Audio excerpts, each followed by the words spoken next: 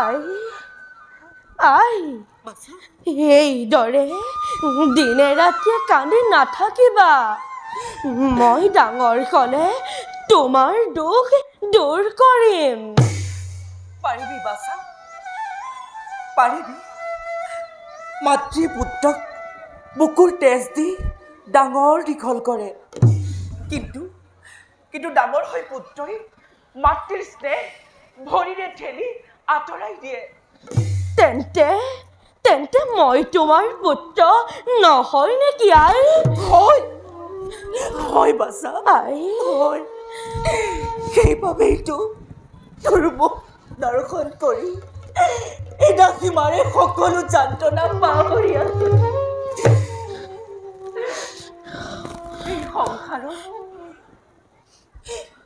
এই সংসাৰত যাৰ মাতৃ নাই, তাৰ জীৱনত কোনো নাই। তই ডাঙৰ হৈ মোৰ দুখ পাহৰি নাযাবি, সেইবাবে ভগৱানক কৰিছো প্ৰাৰ্থনা। তোমাৰ সকলো দুখ দূৰ কৰিম। আমাৰ দুখ জানো ভগৱানে দেখা নাই? এদিন নহয় এদিন তেওঁ আমাক দয়া কৰিবই। দুখৰ পাছত সুখৰ দিন আহিবই আই। বাছা, আই এইবোৰ মোৰ পূৰ্ব জন্মৰ কৰ্মফল। ৰাতিও বহুত হ'ল, তুমি অলপ শয়ন কৰাগৈ ব'লা বাছা।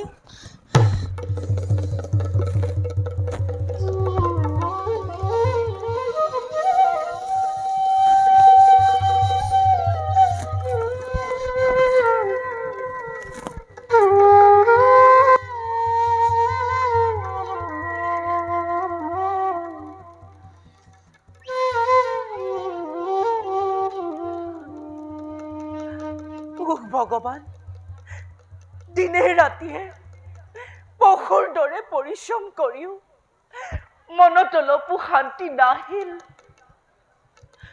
মোৰ বাছা টোপনিত লাল কাল হৈ পৰিল। ৰবি বাছা, তোৰ লগতে ময়ো শুওঁ।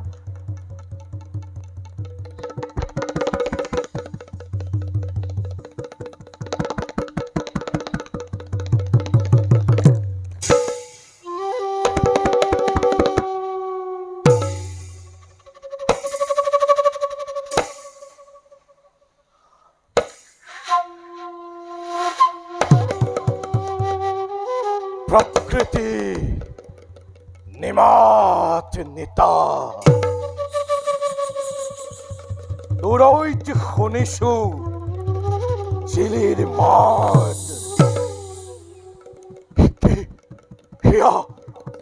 এয়া মই কি দেখিছো? কোনোবাই যেন মোক ৰাগ কৰিবলৈ খেদি আহিছে। যাওঁ মই। নহয়, হৃদয় কঠিন মায়া মমতা সকলো দূৰ হৈ যা। কঠিন তই মাতৃৰ আজ্ঞা পালন কৰিবলৈ আহিছ। কোনোবাই মোক টানি ধৰিছে। তুমি আহিছা। মোৰ কৰ্তব্য কিন্তু এতিয়াও শেষ হোৱা নাই। কালৈকো ভয় নকৰে। হয় নাই দক্ষক? মই আঁতৰি আহিছো। তোৰ কৰ্তব্য শেষ কৰ।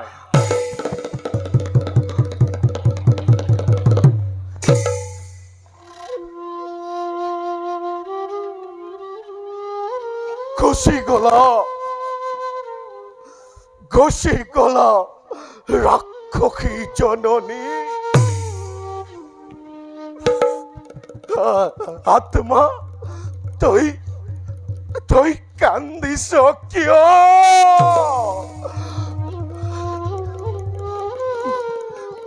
মাহিয়াই, আজি মই তোমাৰ বুকুৰ ৰক্ত পান কৰিবলৈ আহিছো।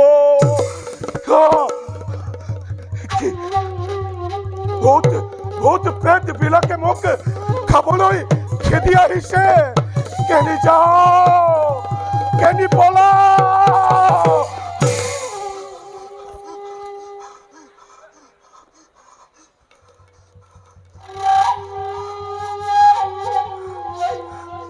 কি হল দক্ষ ভয় কিহৰ যা শীঘ্ৰে হত্যা কৰ বকু পাতি দিছো মই তুমি মোকে হত্যা কৰা জননী কি কৰি দক্ষক ভয় কিহৰ যা শীঘ্ৰে শত্ৰুক হত্যা কৰ কি ভাবিছা কৰ্তৃ কেৱল চাতুৰি কৰি তুমি সংসাৰত কলংক সানিব খুজিছা কেৱল চাতুৰি কৰি তুমি সংসাৰত কলংক সানিব খুজিছা শুনিলানে জননী কাকবাণীয়ে কি কৈ গ'ল এই দক্ষৰ দুহিতাই কাৰো কথা শুনিব নাযায় তোৰ কৰ্তব্য শেষ কৰ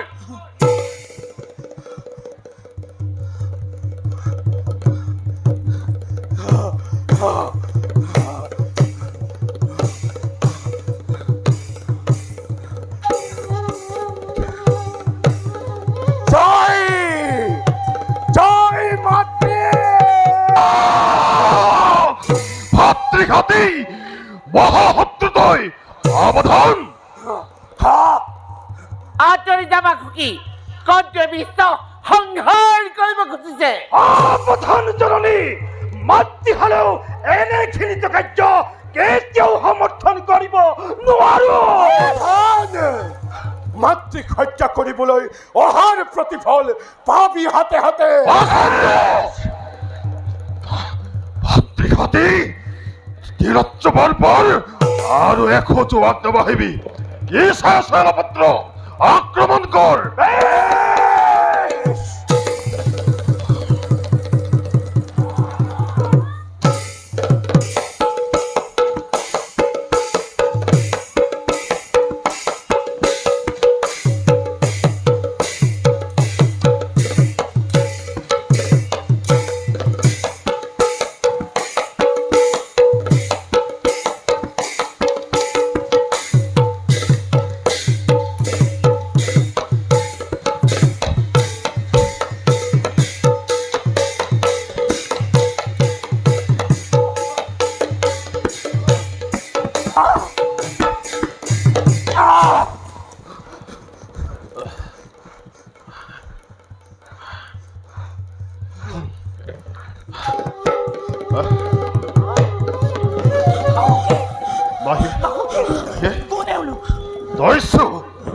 দৈশ্য মাহিয়াই এওঁলোকে তোমালোকক হত্যা কৰিবলৈ আহিছে মাত্ৰ লৈ যা পাখণ্ডক বন্দী কৰি থৈ দিয়ে অন্ধকাৰ কৰিম পালন এতিয়া পৰিণামৰ ফল ভোগ কৰা কৰ্তৃ পৰিণামৰ ফল ভোগ কৰি দক্ষৰ দুহিতাই বৰ্তমানৰ পূজা সেৱাক বিসৰ্জন নিদিয়ে স্বামী ই কেতিয়া হ'ব নোৱাৰে কৰ্তৃ এই শাসনপত্ৰ দক্ষকক লৈ যা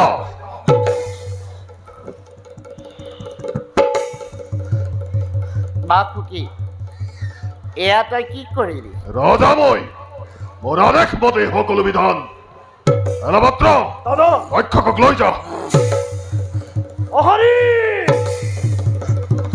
অহৰি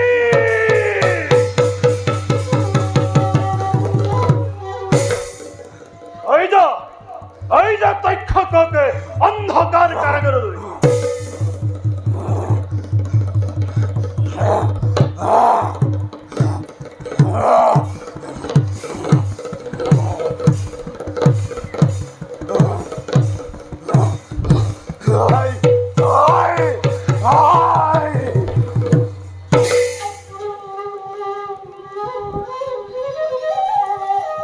বাৰু বা খুকি দেখা যাব তোৰ কিমান বিক্ৰম বিনতা বাইদেউ তই মোৰ দাসী ক তই মোৰ আদেশ পালন কৰিবি নে নকৰ শত বজ্ৰঘাত হ'লেও সত্য ভ্ৰষ্ট নহওঁ বাইদেউ বেছ কথা এইখন অস্ত্ৰ আৰু তোৰ পুত্ৰ মুণ্ড ছেদন কৰ বাইদেউ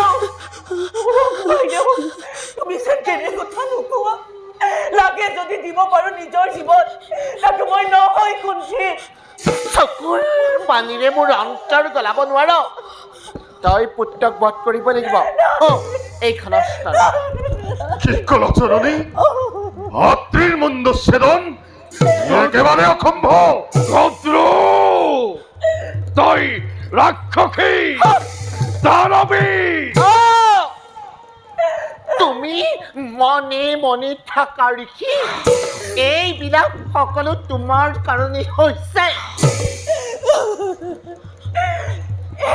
দয়াময়, আজি মই উপায়বিহীন। মোক এই বিপদত উদ্ধাৰ কৰা প্ৰভু। নহলে তোমাৰ দয়াময় নামত কলংক থাকিব। মাহিয়াৰী, তুমি কোনো চিন্তা নকৰিবা। এবাৰকে জীৱিত কালত কোনে পাৰে গৰুৰক হত্যা কৰিব। ভাই, আমি এই নৰকুণ্ডৰ পৰা আঁতৰি যাওঁ। ভয় কিহৰ দাদা? মোৰ এই ক্ষুদ্ৰ প্ৰাণৰ কাৰণে জননীক মই সত্যভ্ৰষ্ট হ'বলৈ নিদিওঁ। বাছা, আমি যাওঁ আহা। এই মাথো সত্য পৰীক্ষা। বিষ্ণু ভক্ত গৰুৰক জলজ্ঞতে কোনেও হত্যা কৰিব নোৱাৰে।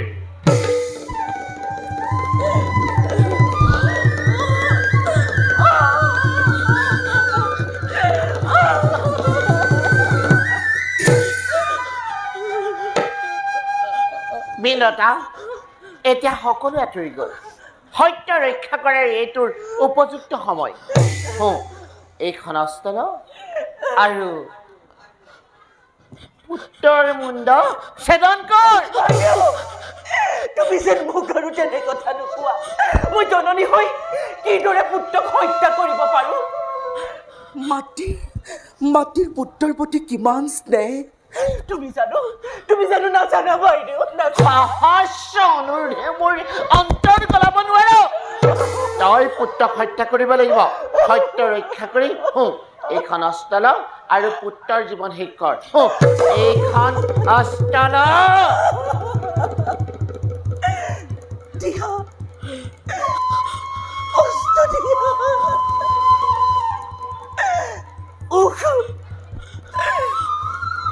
মোৰ আন্ধাৰৰ মানিক, তই আৰু মোক মাতৃ বুলি সম্বোধন কৰিবলৈ নাপাবি।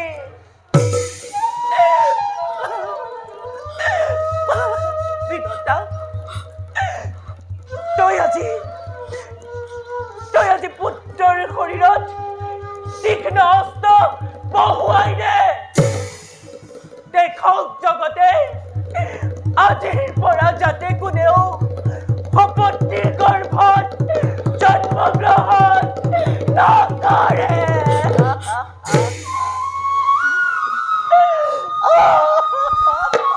বিনতা, পলম কৰিছ কিয়? সত্য ৰক্ষা কৰ।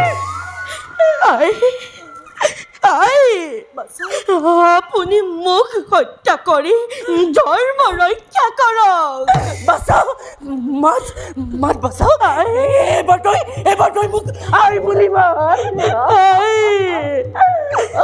সত্য ৰক্ষা কৰি আপুনি মোৰ বুকুত অস্ত্ৰ বহুৱাই দিয়ক। কি কলি? মইতো হত্যা কৰিব লাগে। ভগৱান, কিদৰে মই পুত্ৰক হত্যা কৰিব পাৰো? কি বেজাৰ কৰিছ বিনতা? সত্য ৰক্ষা কৰ।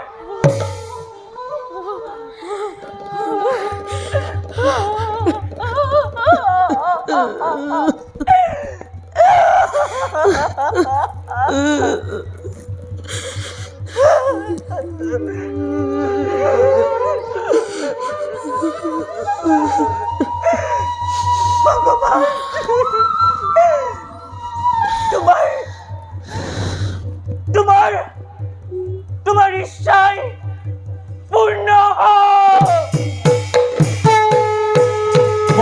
মহামায়া যা শক্তি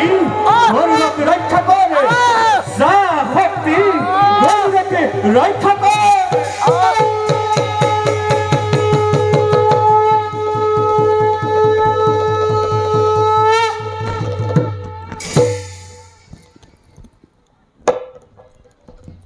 একে সকলো নৃত্যত অচেতন দাদাৰ মুখে শুনিছিলো মাখিয়াই গৌৰৱ হত্যা কৰিব।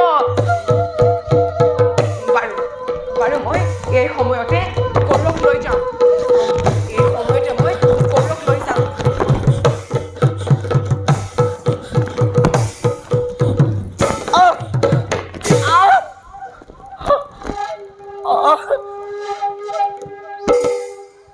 ই কি আচৰিত! ক'ত ক'ত সেই দাসী পুত্ৰ? বিনতা চক্ৰান্ত কৰি টোপনিৰ ভাও ধৰি গৌৰৱ ক'ত লুকুৱাই ৰাখিছ? ক'ত লুকুৱাই ৰাখিছ?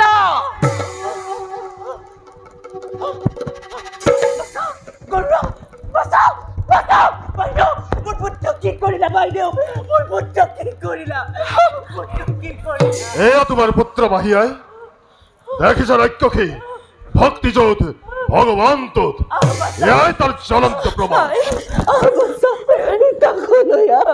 বাকি এয়া এয়া তোৰ ষড়যন্ত্ৰ। বাসুকীৰ ষড়যন্ত্ৰ নহয় ৰাক্ষসী, ই এক সত্য প্ৰমাণ। ধৰ্মৰ জয় আৰু কৰ্মৰ দান। শুনা দানৱী, কাইলৈ পৰা তোমাৰ দাসী পুত্ৰ নাগ ৰাজ্যৰ অধীশ্বৰ হ'ব, আৰু কালিলৈ প্ৰাতঃতে তোমাৰ সাক্ষাততে গৌৰৱক মই ৰাজমুকুট কৰিম অৰ্পণ। বাসা বাসুকি, স্বামী তোমার জয় হোক, দখু দিকে কম্পিত হোক তোমার জয় গান। দাসী পুত্রর চোখ বাহি উঠক, দেবতার সেই মাল্যতে দাসী পুত্রর বল বৃদ্ধি হোক।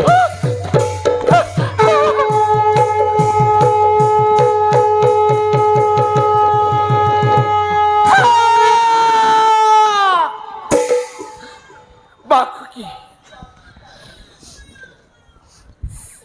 পদে পদে করে তই মাতৃক অপমান। চাই থাক বাকুকি, হাওয়া হাওয়া দাপৰ যুগ আহিব লাগিছে, হাওয়া দাপৰ যুগ আহিব লাগিছে।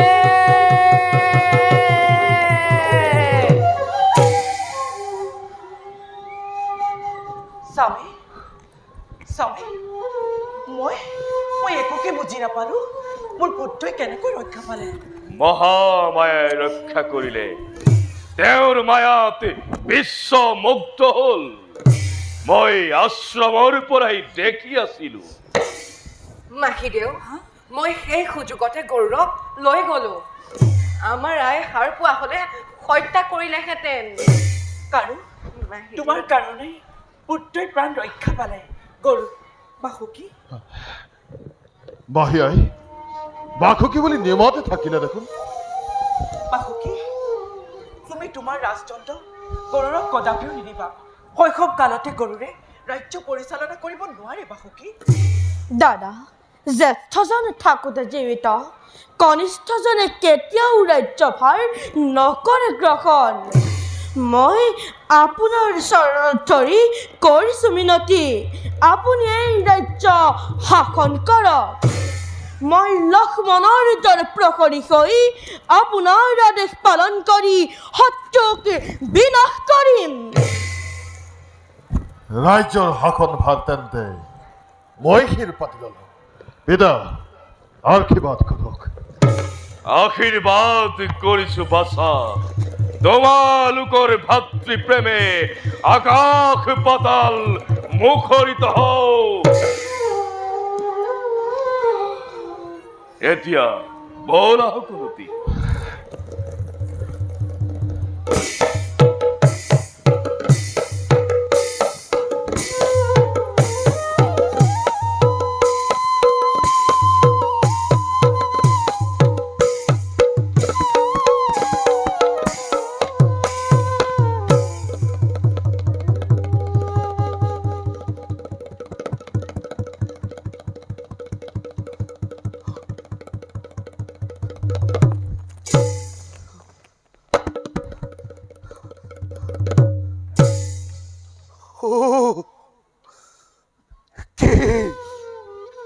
ভীষণ নৰক যন্ত্ৰণা,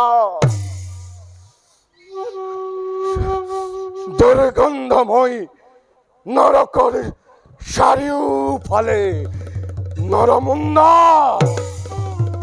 নৰ কংকালৰ কাণ্ড, ভূত ভূত পিশাচৰ হাঁহি তৰ্কশালী। আৰু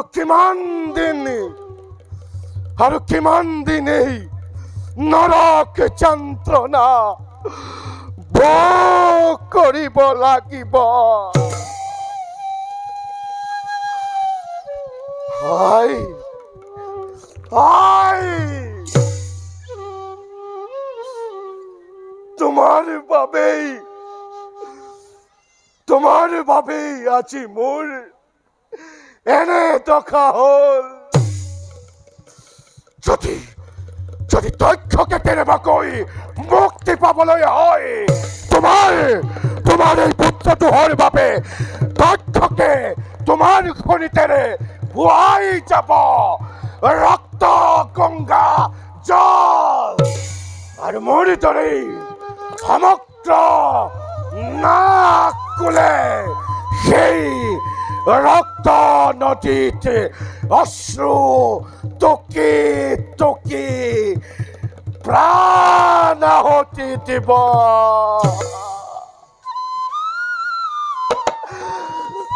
দাদা শুনা, দাদা য'ত আছা তাৰেই পৰা শুনা। মই মাতৃ ৰাজ্য পালন কৰিবলৈ যাওঁতে তুমি মোক যি অপমান দিলা, এই অপমানৰ প্ৰতিশোধ এদিন নহয় এদিন এই দক্ষকে ল'বই। তোমাৰ ৰক্তৰে প্লাবিত কৰিম সমগ্ৰ নাগ ৰাজ্য। আৰু এই দৃশ্য চাই মই অটহাস্য কৰি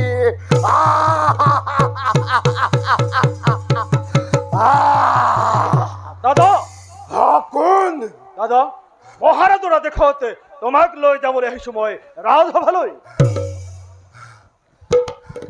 লৈ বোলা ভাতৃবোৰ বিচাৰ সভালৈ। আহা দাদা।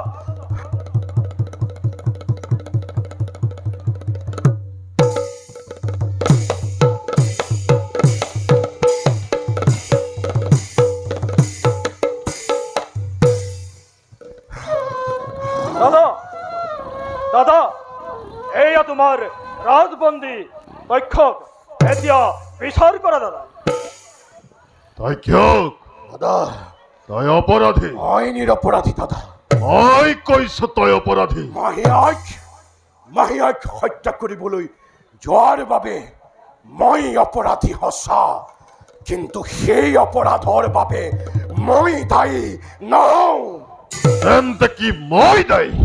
মাতৃৰ আদেশত নোৱাৰিলো স্থিৰেৰে ৰ'ব মই সেই বিশ্বনাশিনী মূৰ্তিৰ আগত। পাহৰি গ'লো মই কৰ্তব্য নিজৰ, পাহৰি গ'লো মই ৰাজদণ্ডৰ কঠোৰ আদেশ। নিৰ্ভয়ে আগবাঢ়ি গ'লো প্ৰাণ হ'ব ভাতৃকে হত্যা কৰিবলৈ।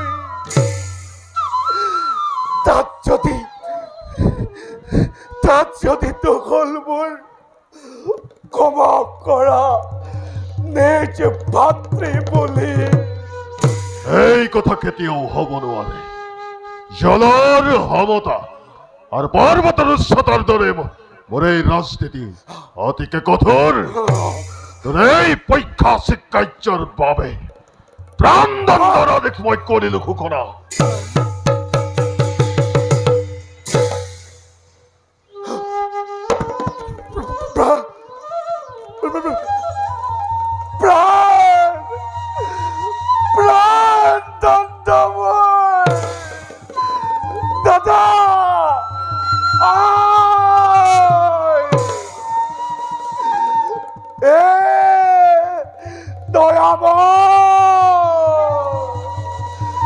প্ৰাণদণ্ড মোৰ।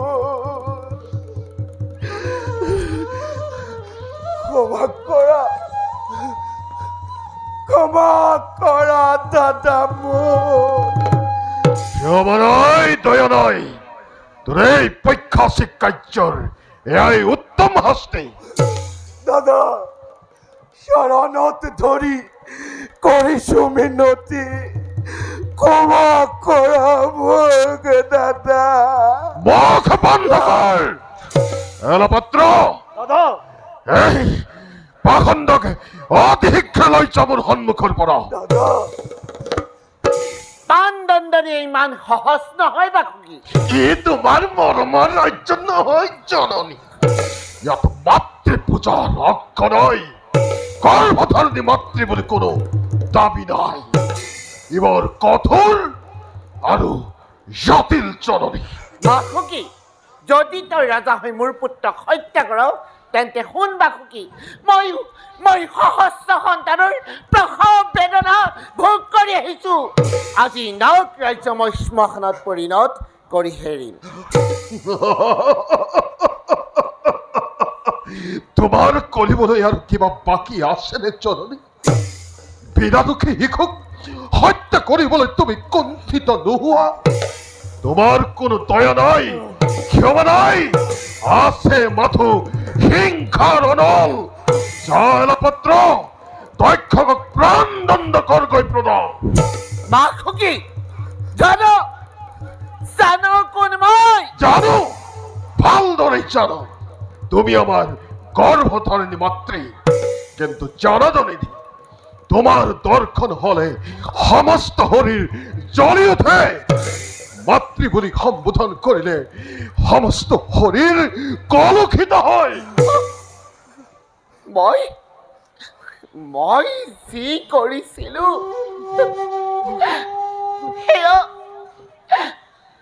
সেয়া তহঁতৰ মংগলৰ বাবে কৰিছিলো।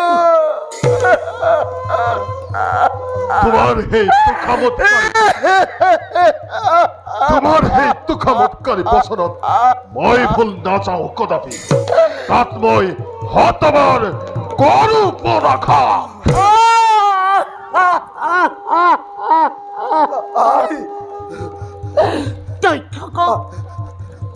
দক্ষকক মুক্তি কৰি দে বাসুকী, দক্ষকক মুক্তি কৰি দে।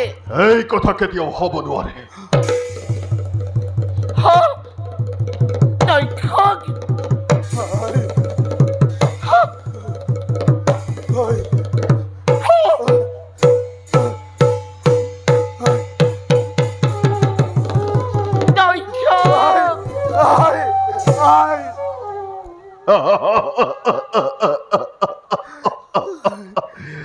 আনৰো তোমাৰ দৰেই পুত্ৰ স্নেহ আছে। দক্ষকক মুক্তি কৰি দিয়া বাসুকী। কোন তুমি, দেৱী নে মায়াবী? মই তোমাৰ দাসী আই বিনতা।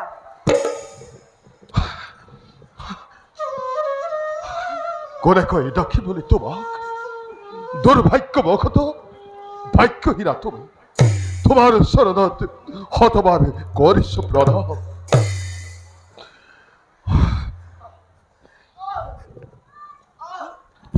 একে দাসী, তই ইয়ালৈ কিয় আহিলি? গুচি যা। কি পুনৰ তোৰ জ্ঞান লাভ। বাসুকী, পুত্ৰ হৈ জননীৰ অন্তৰত কষ্ট দিয়াটো উচিত নহয়। দক্ষকক মুক্তি কৰি দিয়া। নোৱাৰো মাহীয়াই, দক্ষকক মুক্তি দিব নোৱাৰো।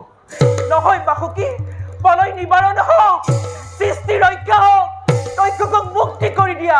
সৃষ্টি ধ্বংস হওক, তাত মোৰ ক্ষতি নাই। জালপত্ৰ, দক্ষকক লৈ যা।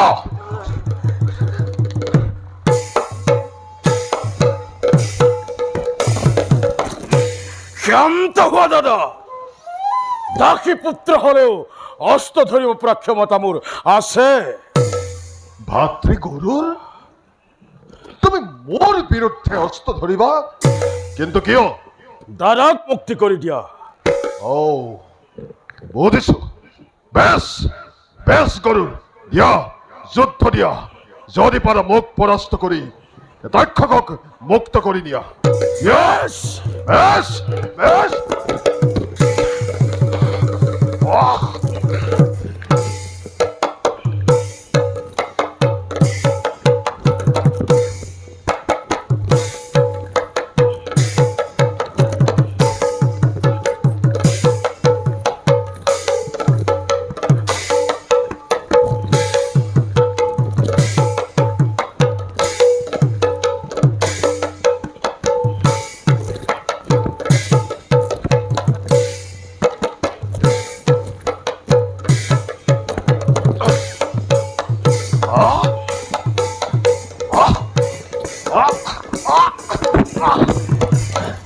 চোৱা দাদা, তোমাৰ সন্মুখতে বন্দীক মই মুক্ত কৰি দিলো।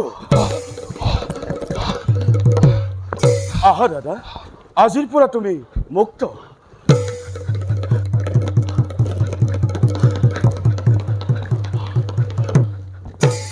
চোৱা ভাই দাদা, গৰুৰ হাতত আজি মই পৰাস্ত হলো গৰুৰ মহা পৰাক্ৰমী বীৰ বলা ভাই দাদা, খন্তেক কৰোগৈ বিশ্ৰাম বলক দাদা। বলা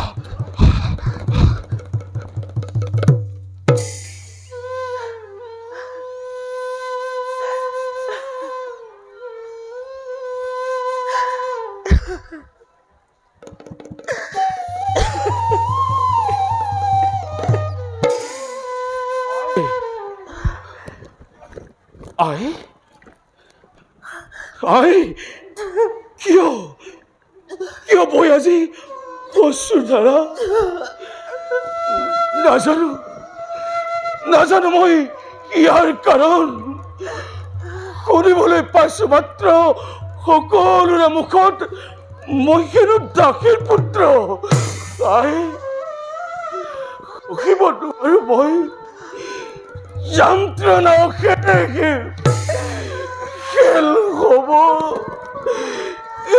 হব পিন্ধে হৰিণত। কোনেও মোক নকৰে আদৰ, যোগ্যাপন নিদিয়ে মোক সভাৰ মধ্যত। কোৱা কিমানজনে সহি আছে তুমি যন্ত্ৰণা বাছা গৰুৰ আই দিনহীন দাসী আজি মই আই নাই তাৰ একো উপায়। আই সহিব লাগিব মই দাসত্ব বোজা। আই কোৱা কিবাকেতো দাসী হলে তুমি সপত্নী? বাছা আই বাসৱৰ অশস্য বা অৰ্শবৰ্ণ শ্বেত বুলি জানে সকলোৱে, কিন্তু বাছা আই অৰুণৰ অভিশাপৰ হেতু সত্য অসত্য বুলি হল প্ৰমাণিত। হেৰাল তাৰ অতুল সৌন্দৰ্য। নাজানিলো বাছা কি অশুভ ক্ষণত লাগিল তৰ্ক মোৰ সপত্নীৰ লগত। সোধে মাত্ৰ ইয়াকে মোক কোৱা বিনতা, বাসৱৰ অশ্ববৰ্ণ চেতনে কৃষ্ণ। লগে লগে দিলো মই সত্য সমিধান, কিন্তু সপত্নীয়ে কৰিলে বিবাদ কৃষ্ণবৰ্ণ বুলি।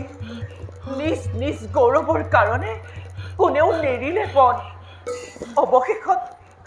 অৱশেষত স্থিৰ হল দাসী বৃত্তিপন পৰাষ্টজনৰ। আই বাসৱৰ অশ্ববৰ্ণ শ্বেত। আই মই মাত্ৰে ভুল ধাৰণা। কোৱাই কিবাকেতো তুমি কলা পৰাজয়, মিছাৰ জানো কৰবাত জয় হয়। আই ভাগ্যৰ দুখত বাছা, ভাগ্যৰ দুখত সঁচাও মিছা বুলি হয় প্ৰমাণিত। অস্ত্ৰশ্বেত বুলি জানি সপত্নীয়ে পুত্ৰগণক কৰিলে আদেশ অশ্ববৰ্ণ আবৃত কৰি ৰাখিবৰ হেতু। অধৰ্মৰ ভয়ত পুত্ৰগণে নামানিলে সপত্নীৰ আদেশ, যাৰ কাৰণে মাতৃয়ে পুত্ৰগণক দিলে অভিশাপ। পাণ্ডৱৰ জন্মেজয় যজ্ঞত নাগকুল ধ্বংস হ'ব বুলি মাতৃয়ে পুত্ৰগণক দিলে অভিশাপ। অধৰ্মৰ ভয়ত নামানিলে পুত্ৰগণে মাতৃৰ আদেশ আৰু পুত্ৰগণে আবৃত্ত কৰি ৰাখিলে সেই অশ্ববৰ্ণ অস্ত্ৰ হ'ল কৃষ্ণবৰ্ণ কায়া। সেইদিন ধৰি বাচা হলো মই পৰাজয় আৰু দাসী মই সম্পত্তি।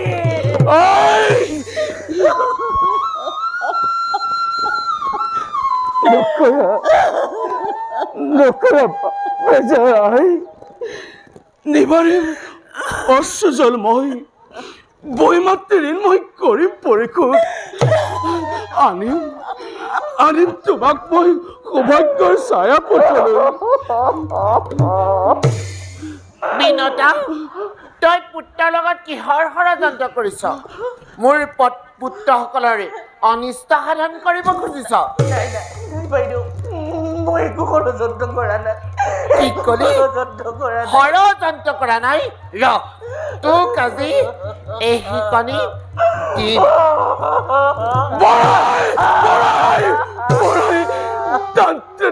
ধৰি কৰিছো বিনতি, ক্ষমা কৰি মুক্তি দিয়া মাতৃক মোৰ দয়া নাই, ক্ষমা নাই, দূৰ হ পাখণ্ড।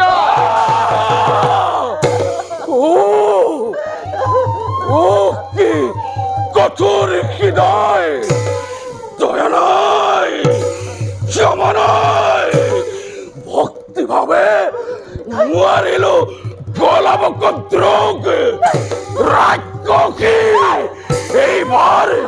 এইবাৰ তই সাৱধান, তোৰ বুকুৰ খুনিত প্ৰাণ কৰি মুক্তি দিম মই দুখনি মাতৃক।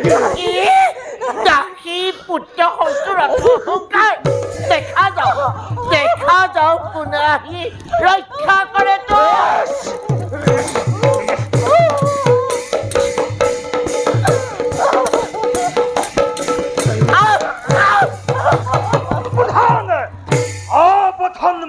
ভক্ত পুত্ৰ সহস্ৰ সন্তানৰ জননীকে পুত্ৰৰ সাক্ষাতে তই কৰই নে অত্যাচাৰ? আজি মোৰ হাতে তোৰ পুত্ৰ, তোমালোকৰ মাতৃৰ অত অহংকাৰ, এয়াই নেকি তোমালোকৰ ধৰ্মৰ নীতি? দিম আজি তাৰ উচিত পুৰস্কাৰ।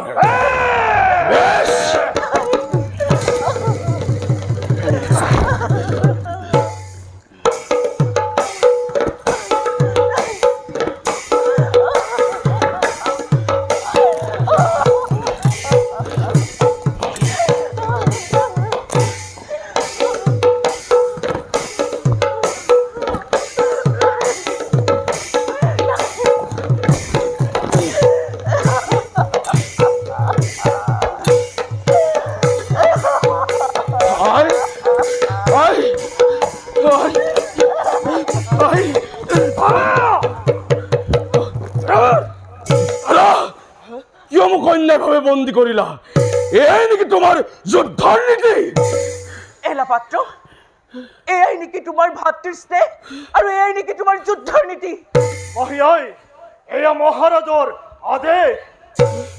যা বাছা, ৰজাৰ আদেশত প্ৰাণদণ্ড হলেও তাক কৰিবি গ্ৰহণ। যা বাছা।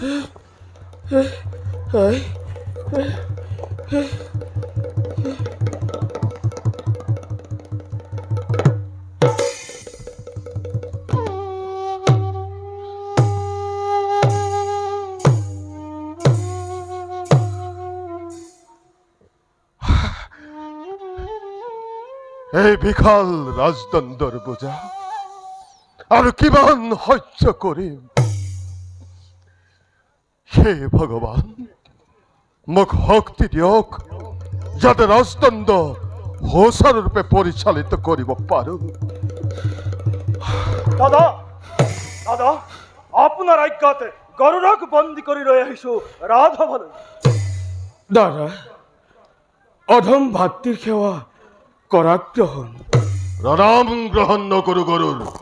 এলাপাত্ৰ, দাদা, জননীক মাতি আন ৰাজসভালৈ। এই মহাসন্ধিক্ষণত বলিদানৰ বাদ্য বাজি উঠক সমগ্ৰ নাগ ৰাজ্যত। ভাল দাদা। মই আহিছো বাকুকি, মই আহিছো।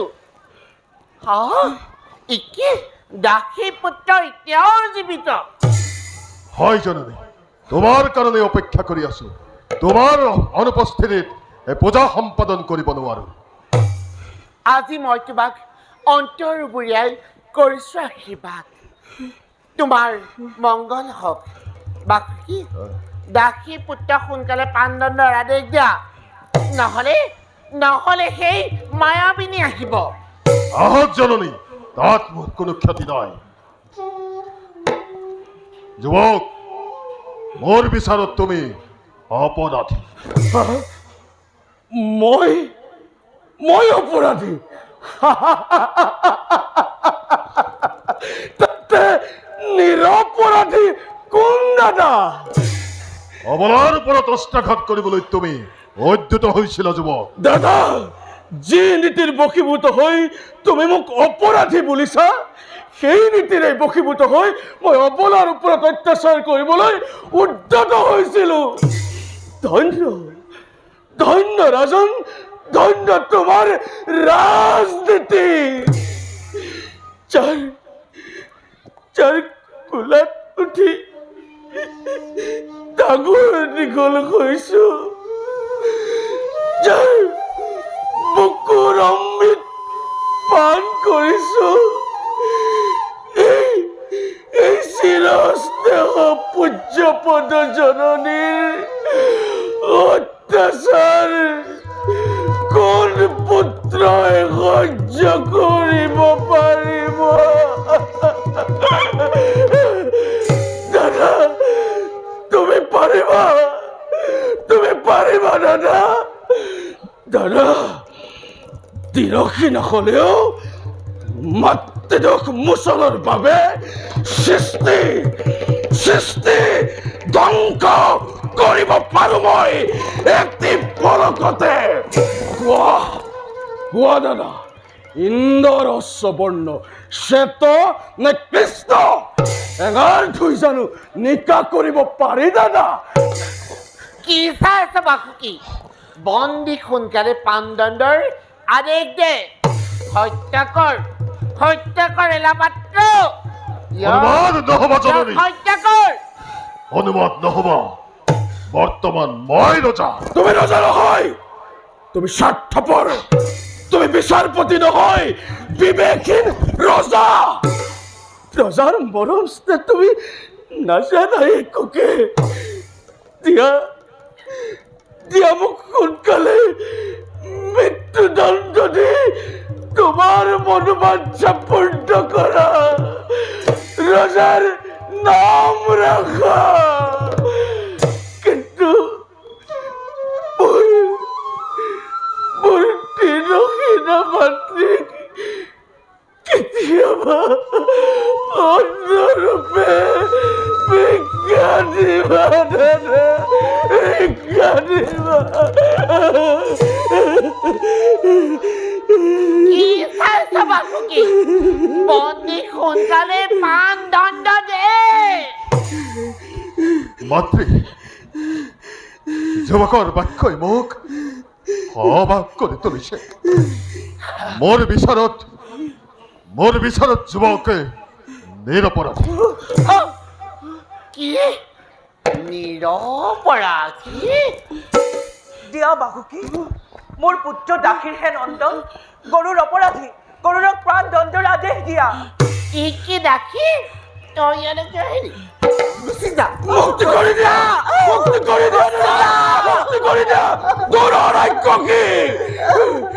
এলাপাত্ৰ, বন্দী গৰুৰক মুক্ত কৰ। বাসুকি,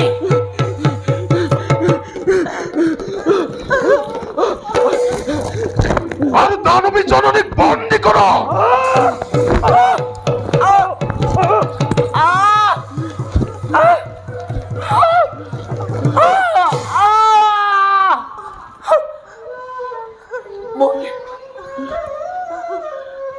মোক মুক্তি কৰি দে বাসুকি, নহলে তহঁতৰ নহব নিস্তাৰ। মোক মুক্তি কৰি দে। তোমাক মুক্তি কৰাটো একেবাৰে অসম্ভৱ। ই মোৰ ৰাজনীতিৰ বিচাৰযোগ্য নহয়। আহা আহা বাইদেউ, মই তোমাক মুক্ত কৰি দিম। এওঁ তোমাৰ জননী, এওঁক মই মুক্ত কৰি দিলোঁ।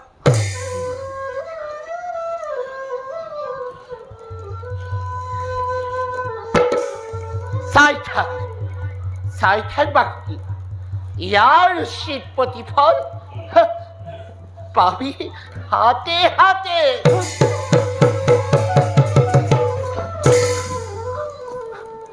বাছা, আই কনিষ্ঠ হৈ জ্যেষ্ঠজনৰ লগত বিবাদ কৰাটো উচিত নহয়। যা বাছা, দাদাৰৰ ওচৰত ক্ষমা বিচাৰ। দাদা, নাজানি তৰ্ক কৰিলো তোমাৰ লগত। নিজ ভাতৃ বুলি ক্ষমা কৰা দাদা। এই ওঠ ভাই, এবার কর্তব্য তোমার যজ্ঞরূপ এ পৃথিবীত চিরদিন জেলিকি থাকিব। বলা আমি খন্তেক বিশ্রাম লওঁ বলা।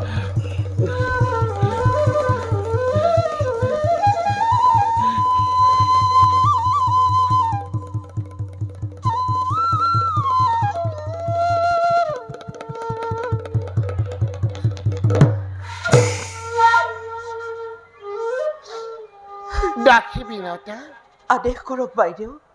তই মোৰ শয়ন কক্ষত মোক পৰিচৰ্যা কৰি থাকিবি, অন্যথা শাস্তি ভোগ কৰিব লাগিব।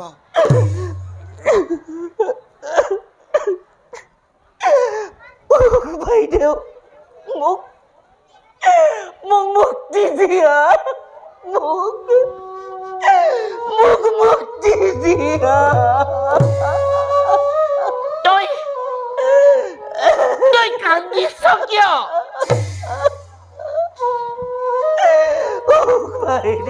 কান পিখাচি ভালদৰে কান।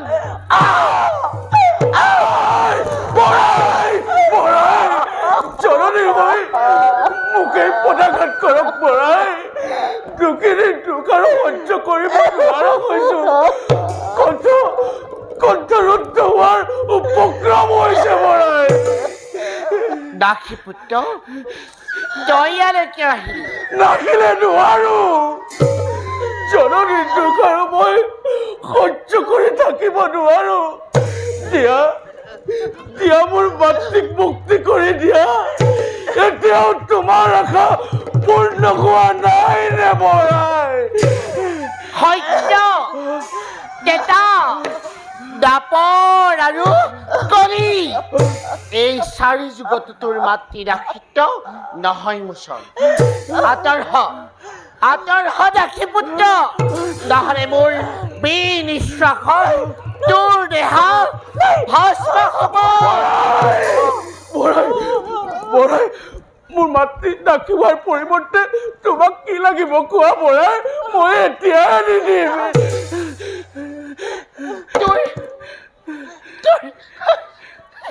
ইমান বালক, মাতৃৰ দুখ দেখি যদি পুত্ৰৰ তপ্ত শৰীৰত নাচি নুঠে, তেন্তে জননীয়ে 10 দিন গৰ্ভত ধাৰণ কৰাৰ সাৰ্থকতা ক'ত বৰাই? মাত্ৰ আদেশ কৰক বৰা। মাতৃদোষ মোচনৰ বাবে সৃষ্টি দুসাধ্য হ'লেও মই তাক আনি দিম বৰাই। তই পাৰিবি জানো? পাৰিম বৰাই, পাৰিম। মাত্ৰ আদেশ কৰক। তেন্তে শুন দাসী পুত্ৰ, স্বৰ্গৰ অমৃত যদি তই মোক আনি দিব পাৰ, তেন্তে তোৰ দাসিত্ব মোচন হ'ব। শুন, স্বৰ্গৰ অমৃত যদি আনি দিব পাৰ, তোৰ মাতৃ দাসিত্ব মোচন হ'ব।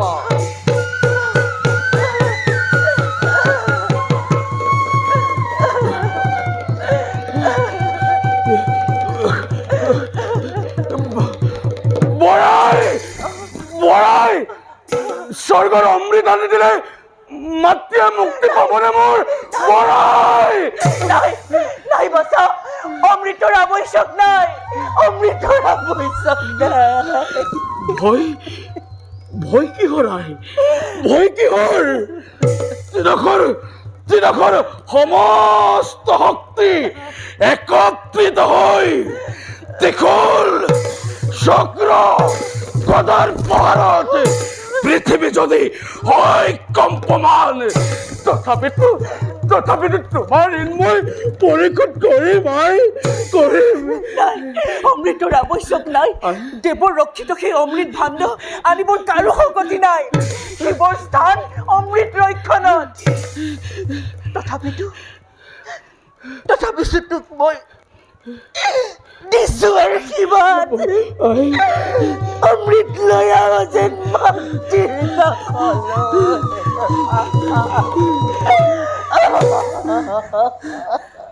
কি চিন্তা কৰিছো তোমালোক? পিতা মাতৃ দাসত্ব মোচনৰ বাবে অমৃত আনিবৰ হেতু যাত্ৰা কৰোঁ মই স্বৰ্গপুৰলৈ। আশীৰ্বাদ কৰক পিতা। বাছা, আশীৰ্বাদ কৰিছো তোমাক অতি সহজে লহজেন স্বৰ্গৰ অমৃত।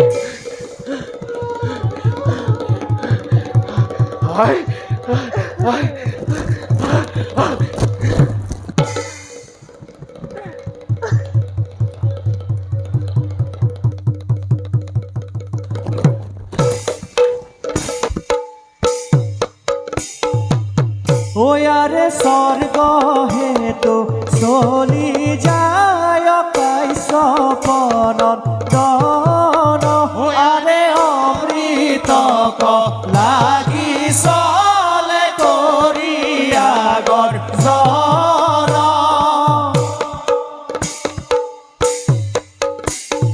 কটুক্ষণে পাইলা গয়ায় অমরাবতী পুরা হরি হরি ভুলা হবে সামাজিক নর স্বৰ্গৰ দুৱাৰ ৰক্ষা কৰা কন্যাগণ, আহে সেই বীৰতানন্দন মহাপৰাক্ৰমী তেওঁ। গতিকে সকলোটি একত্ৰিত হৈ ৰক্ষা কৰা দেৱতাৰ সন্মান।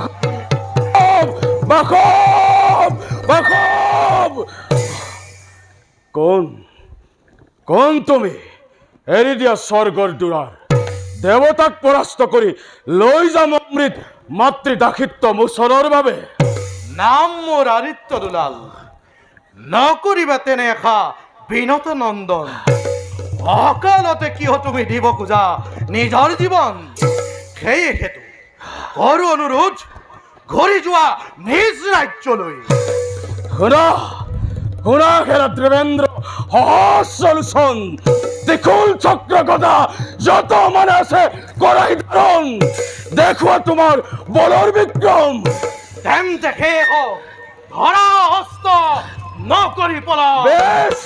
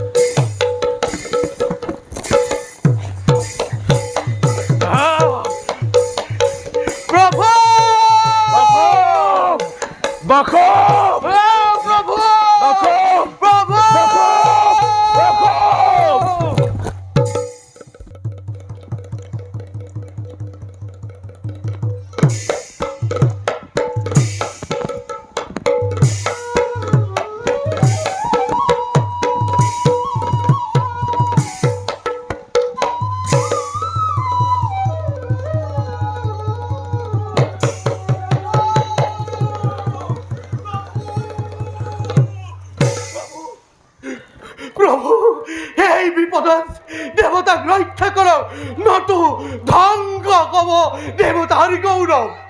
কি বাস কিয় এনে ধ্বংসৰ কাৰণ?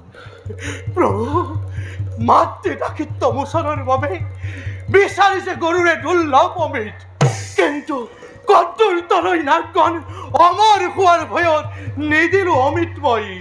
কৰিলো বিবাদ, কিন্তু নোৱাৰিলো চিনিব মই সেই বিনতানন্দনক। হয় নাই দেৱেন্দ্ৰ, নিমিষতে লুপ্ত পাব বিনতাৰ নন্দন। বাখো বাখো বাখো বালক, কেনেকৈ নিবা তুমি অমৃত? মুখৰ কথাৰ নাই প্ৰয়োজন। ব্ৰহ্মা হৰৰ লগত যুদ্ধ কৰি দেখুওৱা তোমাৰ বলৰ বিক্ৰম। কি ত্ৰিদশৰ সমস্ত শক্তি একত্ৰিত হৈ যুদ্ধলৈ আহিছা? বেছ, গৰুৰেও আজি অসাধ্য কৰিব সাধন। হে নাৰায়ণ, দুখ হলে কৰিবা মাৰ্জনা, ধৰা অস্ত্ৰ নকৰি পলম।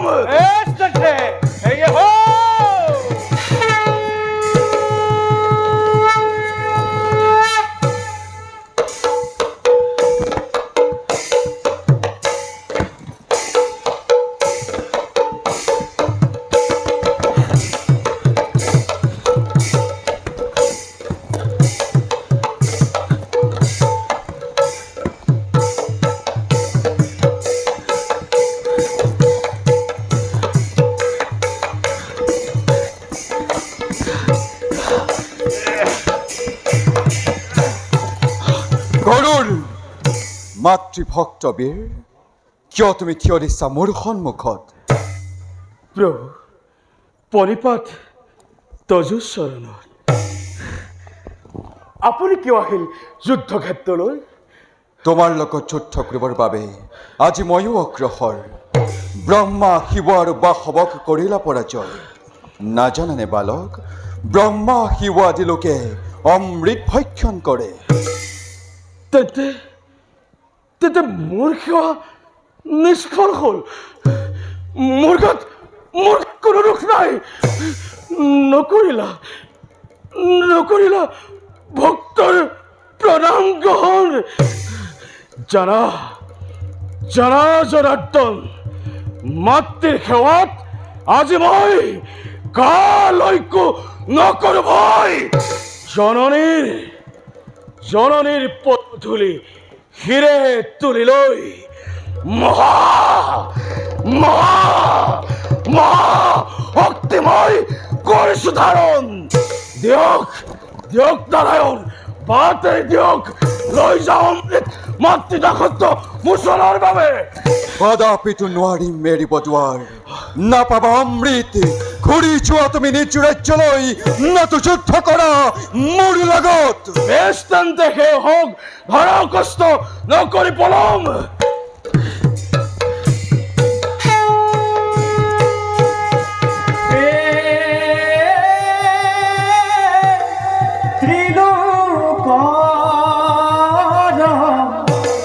নাথে কৰে ৰণ আয়োজন।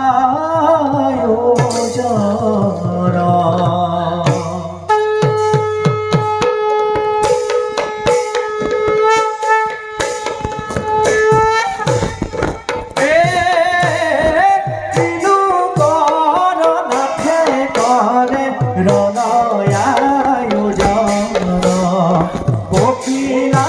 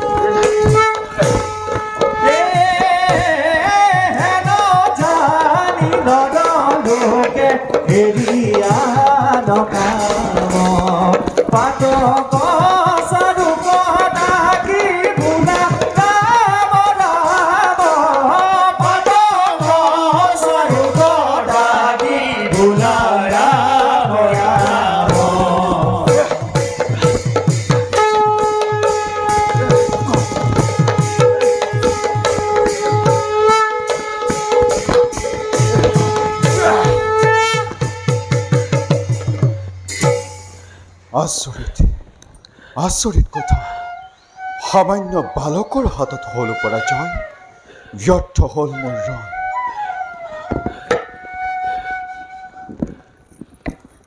উত্তম উত্তম তোমাৰ ৰণৰ কৌশল, পৰাজয় হলো আজি তোমাৰ হাতত, মনোমত বৰ লোৱা মোৰ ওচৰত।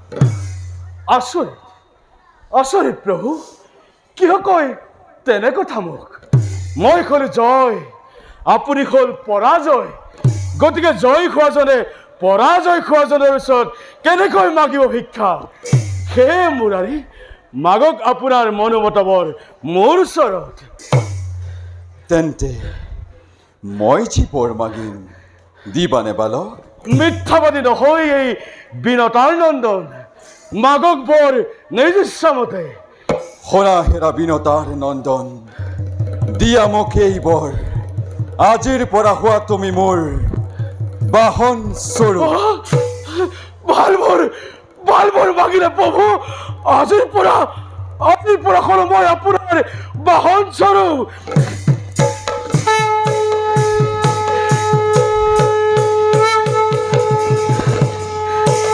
বৰাহ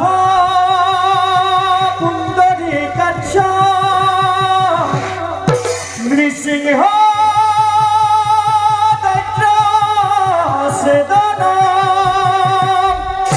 দামোদৰ পদ্মনাভা কেশৱ গৰুড় ধ্বজ কেশৱ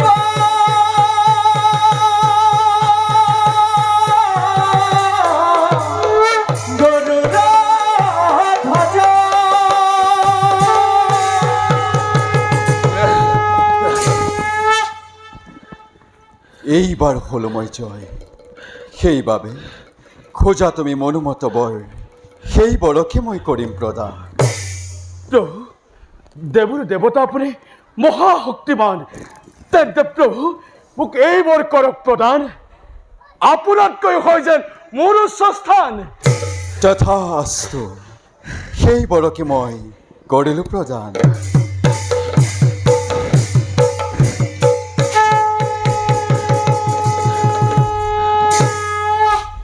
কিন্তু প্ৰভু, হওঁ যদি মই আপোনাৰ বাহন স্বৰূপ, কিদৰে সফল হ'ব আপোনাৰ মানে? থাকিব থাকিব খগেন্দ্ৰ মূৰ্তি মোৰ মূৰৰ ওপৰত, মোৰ সমান পূজ্য হবা তুমি জগত। তেন্তে প্ৰভু, মনোবাঞ্ছা মোৰ কৰক পূৰণ, দিয়ক দিয়ক প্ৰভু, কৰক মোক অমৃত প্ৰদান। আহা বীৰ, আহা ভক্ত, আনন্দৰে তোমাক অমৃত কৰিম প্ৰদান। কিন্তু বাচা প্ৰভু, মাতৃৰ দাসত্ব মোচনৰ পাছত মায়া কৰি হৰিম অমৃত।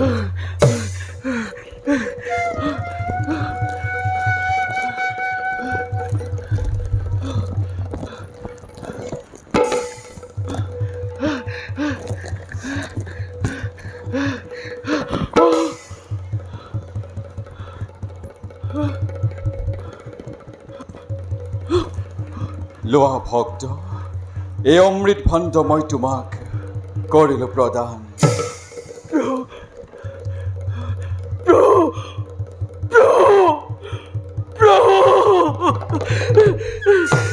অতি শীঘ্ৰে যোৱা তুমি মাতৃৰ সমীপে।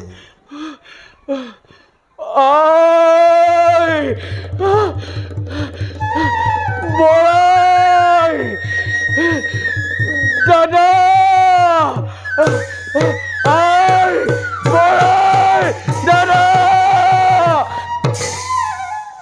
যোৱা যোৱা বাসৱ যোৱা, নাগৰাজ্যলৈ তুমি নকৰিবা পলম, লৈ আনা অমৃত হৰণ কৰি নাগৰাজ্যৰ পৰা, নহলে সৃষ্টি ধ্বংস হব অতি সোনকালে। উত্তম উপায় প্ৰভু কৰিলে পৰাণ, যাওঁ মই শীঘ্ৰে পাতাল ৰাজ্যলৈ।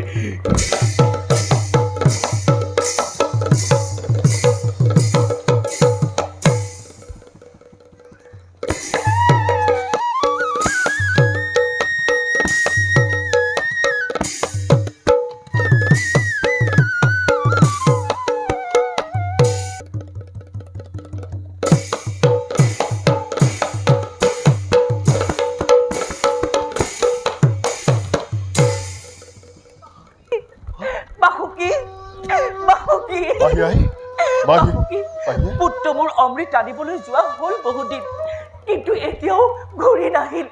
সবাসুকি হয় যদি কিবা অথন্তৰ মই কাক লৈ জীয়াই থাকিম? তুমি কোনো চিন্তা নকৰিবা মাহীয়াই, বিশ্ব বিজয়ী গৰুড়ক কোনেও অনিষ্ট কৰিব নোৱাৰে। বিনতা, তই পুনৰ মোৰ পুত্ৰসকলৰ লগত কিহৰ আজন্ত কৰিছ? মোৰ পুত্ৰসকলৰ অনিষ্ট কৰিব খুজিছ? দাসী, তোৰ কাজি মই এশিকনি দিম। মাতৃ, কি কৰিব খুজিছা? অকলে ৰাজভোগ কৰিব পাৰিব?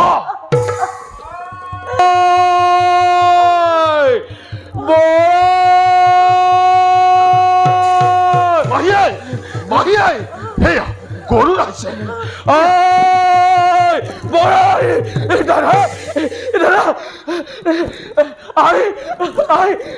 বৰাই এয়া চাওক, তিলকৰ সমস্ত শক্তিক পৰাভূত কৰি মাতৃৰ দাসিত্ব মোচনৰ বাবে লৈ আহিলো অমৃতময়।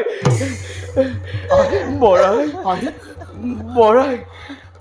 মোৰ মাতৃক মুক্তি কৰি দিয়া। বৰাই, মোৰ মাতৃক মুক্তি কৰি দিয়া। ধন্য গৰু, ধন্য তোৰ বাহুবল, ধন্য তোৰ মাতৃভক্তি। আজি সন্তে তোৰ মাতৃ দাসত্বৰ পৰা মোচন হ'ল। মাতৃ গৰুড় মুক্তিৰ অৰ্থে আনিলে অমৃত। ভাই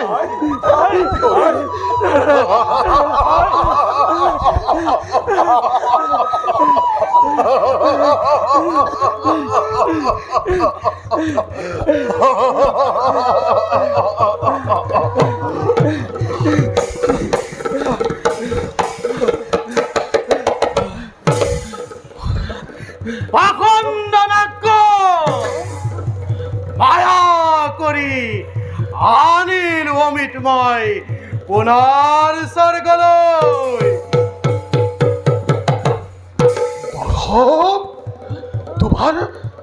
তোমাৰ অপূৰ্ব চালনা,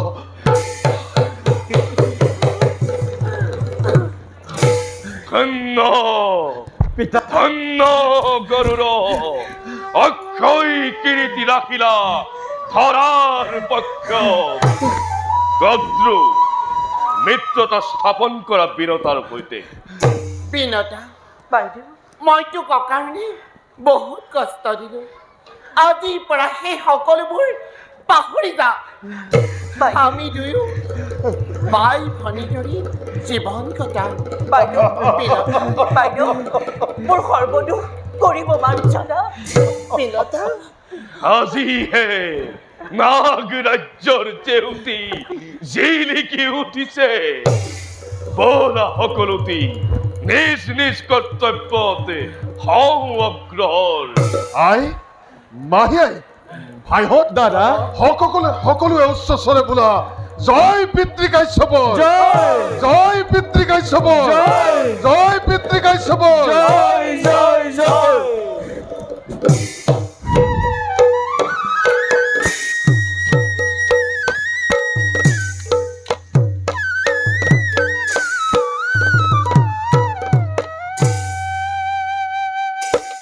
জয়ধ্বনি কৰি সবে কৰয় গমন, বাসুকী কাশ্যপ চলে আনন্দিত মন। বাসুকী কাশ্যপ চলে আনন্দিত মন।